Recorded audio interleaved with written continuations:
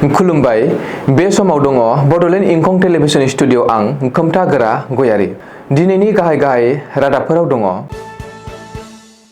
रायजोआरि बिजेपिआव मोनसेनि उनाव मोनसे जेंना, नलबारियाव पुलिस एनकाउन्टार, ढेकियाजुलिनि टेक्स सुपारिनटेन्डेन्ट मावख'आव गिख्रंथाव अर खामना सेवहांगार। अखिल गगैया गिबि मन्त्रि हिमन्त बिश्व शर्माखौ गोख्रों रावजों सावरायदों। राबां दखरा एबसुआ 13 बोसोर बैसो सिंनि जोलुर बादायलायनाय खुंदों। समाजाव गोख्रों नेम खानानै दोनब्लासो जोंनि गेजेराव गाज्रि हाबा मावलायनायनिफ्राय गियान फैगोन। नितु कुमार ब्रह्म।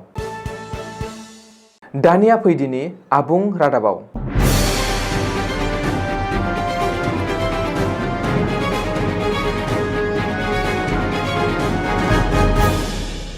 रायजोआरि बिजेपिआव जेंनाया जोबनानै थाङाखै। मोनसेनि उनाव मोनसे इसिङारि जेंनाजों मोगा-मोगि जानांगासिनो रायजोआरि बिजेपिआ। मोनसे जेंनाया जोबनायनि सिगांनो गुबुन मोनसे जेंनाया नुजाथिदों। बिजेपिनि आखायाव थानाय माखासे पौरसभा एबा मिउनिसिपाल कर्परेसनाव न' कन्फिडेन्स मशननि थांखि दैखांदों। न' कन्फिडेन्स मशन लाबोनाय बिजेपिनि आखाइनि पौरसभाफोरा फारियै तिनिसुकिया, बिहपुरिया, लखिमपुर, सरथेबारि, बिलासपारा, तेजपुर आरो हाइलाकान्दि। मख'नो गोनांदि गोलाव साननिफ्रायनो इसिङारि एना-एनियाव हाबसोनानै बै पौरसभाफोरखौ सनिबारखालि लिंहरनानै सावरायदों बिजेपिनि आफादगिरि भबेश कलिताया। बे सावरायनायाव मन्त्रि जयन्त मल्ल बरुवा आरो बिजेपिनि आफादगिरि नेहाथारि रबिन्द्र राजुआ बाहागो लादोंमोन। रिपर्ट बायदिब्ला रायजोआरि बिजेपिआ मोनफ्रोमबो पौरसभाजों आलादा-आलादायै सावरायदों। नाथाय रायजोआरि बिजेपिआ गोलाव सम सावरायनायनि उनावबो माखासे पौरसभानि रागा जोंनाय अजद दैखांनायफोरखौ सुस्रांनो हायाखै। बेल' नङा, बिजेपिनि इसिङारि एना-एनिनि बागै खौरां बिजोङाव खुगा बेखेवाखै बिजेपिनि आफादगिरि भबेश कलिताया। रायजोआव फिन पुलिस एनकाउन्टार। बे खेबाव नलबारि पुलिसआ एनकाउन्टार खालामदों। मिथिनो हानाय बायदिब्ला नलबारियाव पुलिसआ डाकाइतफोरखौ थांखिनानै गुलि गावदों। नलबारि जिल्लानि मुखालमुवायाव हामिद आली मुंनि डाकाइतखौ थांखिनानै पुलिसआ गुलि गावदों। मुखालमुवा बुल्लुफारनि थागिबि हामिद आलीआ मुखालमुवायाव डाकाति खालामनाय जाथायाव लोब्बा दंमोन। मख'नो गोनांदि थांनाय सुक्रुबारखालि मोनाबिलियाव मुखालमुवानि जाकिर आली मुंनि फालांगिरिखौ दुथाङा गुलि गावदोंमोन। फालांगिरि जाकिर आलीखौ आगसि आथिंआव गुलि गावनानै 10 लाख रांजों लोगोसे गलानि माखासे बेसेन गोसा मुवा बेसादफोरखौ लुथिनानै लांदोंमोन। बाइकजों फैनाय डाकातिनि हानजाया। बरपेटानि जाकिर आलीनि न'आ बरपेटायाव आरो बियो मुखालमुवायाव जुथा सेन्देलनि फालांगि मावो। नाथाय मुखालमुवानि बे डाकाति जाथायजों लोब्बा थानाय डाकाति हानजानि सासे सुबुंखौ नलबारि पुलिसआ एनकाउन्टार खालामनाय जाथाया दिनै फुङाव सोराङाव फैदों। बबेखानि पुलिसनि गलियाव जखम जानाय डाकाइत हामिद आलीखौ पुलिसआ गुवाहाटी मेडिकेल कलेज हस्पिटालाव एडमिट खालामदों होननानैबो सुलुङाव फोरमायदों। ढेकियाजुलि टाउनाव गिख्रंथाव अर खामदों। ढेकियाजुलि टाउनाव थानाय टेक्स सुपारिनटेन्डेन्ट मावख'आव गिख्रंथाव अर खामदों। दिनै फुङाव जादों बे गिख्रंथाव अर खामनाय जाथाया। सुलुङाव फोरमायथिनाय बायदिब्ला दिनै फुंनि 4 रिंगासोआव ढेकियाजुलिनि टेक्स सुपारिनटेन्डेन्ट मावख'आव गिख्रंथाव अर खामनानै माखासे गोनांथार डकुमेन्टफोर, कम्पिउटारफोर आरो फाइलफोरा सेवहांगार जादों। मख'नो गोनांदि ढेकियाजुलिनि टेक्स सुपारिनटेन्डेन्ट मावख'आ गंब्रै खोलोबनि एपार्टमेन्ट बिल्डिंनि नैथि खोलोबआव। आरो बे गिख्रंथाव अर खामनायाव बिल्डिंआवबो अर सालायनि गाज्रि गोहोम गोग्लैदों। बे गिख्रंथाव अर खामनाय जाथायनि बागै खौरां मोननाय लोगो लोगो अर खोमोरग्रा बिफाना जाथायसालियाव थांनानै गिख्रंथाव अर खामनायखौ खोमोरहोयो आरो बिल्डिंनि गुबुन खोलोबआव अर नांहैनायनिफ्राय रैखा खालामो। ओरैहाय बे गिख्रंथाव अर खामनाय जाथाया सोरबा दुथांनि खामानि जानो हागौ होननानै जायगानि सुबुंफोरा सन्देह खालामदों। नाथाय बे खौरांखौ सुजुनाय समहालागै बे गिख्रंथाव अर खामनाय जाथायनि जाहोनखौ मिथिनो हानाय जायाखै। 2041 मायथाइयाव आसामा मुसलमान गाहाय रायजो जागोन होननानै गिबि मन्थ्रि डक्टर हिमन्त बिश्व शर्माया दाबि खालामनायखौ लानानै रायजोनाङै बिजाथाइ होनायनि उनाव रायजर दलनि आफादगिरि आरो शिबसागरनि MLA अखिल गगैया गिबि मन्थ्रिखौ गोख्रों रावजों सावरायदों। अखिल गगैनि बादिब्ला 2026 मायथाइयाव जोबथेसालियाव थांनांनायखौ गिनानै गिबि मन्थ्रिया गोदान हारियारि बाथ्रा दिहुनदों।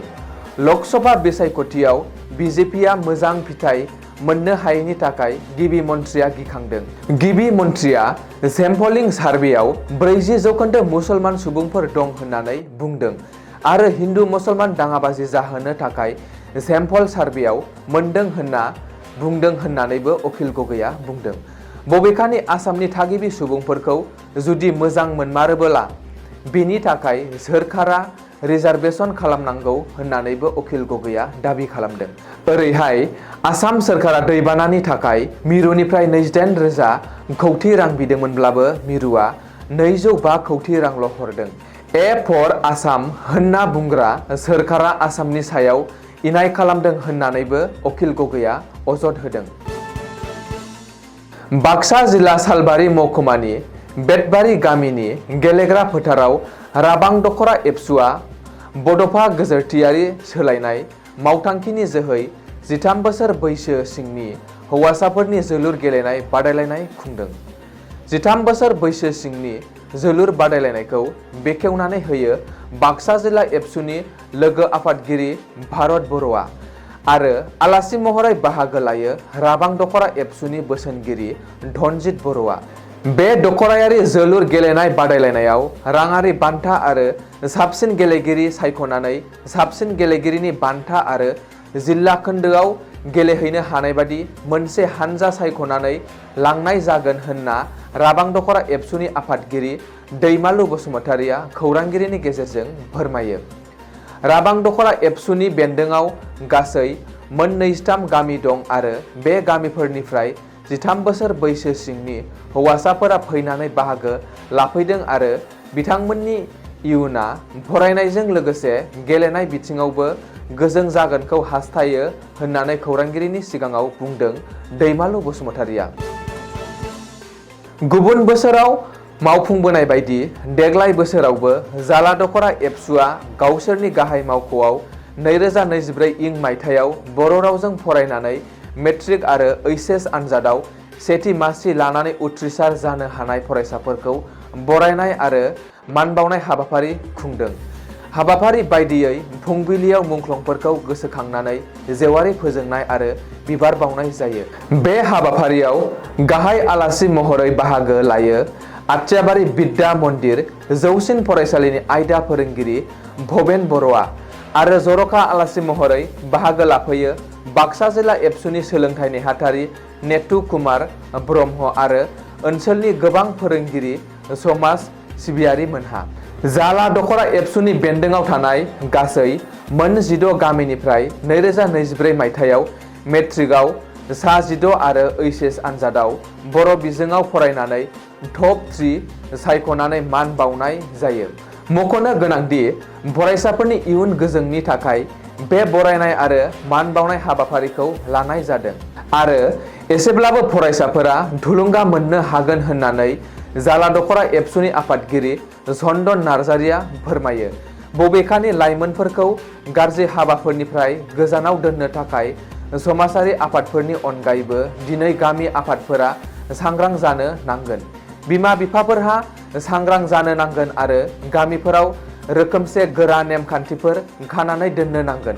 अब्लासो जोंनि लाइमोनफोरा साजाखौ गिनानै गाज्रि लामानिफ्राय गोजानाव थानो जुजिगोन होननानै बाक्सा जिल्ला एबसुनि सोलोंथाइ नेहाथारि नेतु कुमार ब्रह्मआ खौरांगिरिफोरनि गेजेरजों बुंथिनानै होदों। दिनैनि रादाबा एसेनोसै, गोजोन्थों।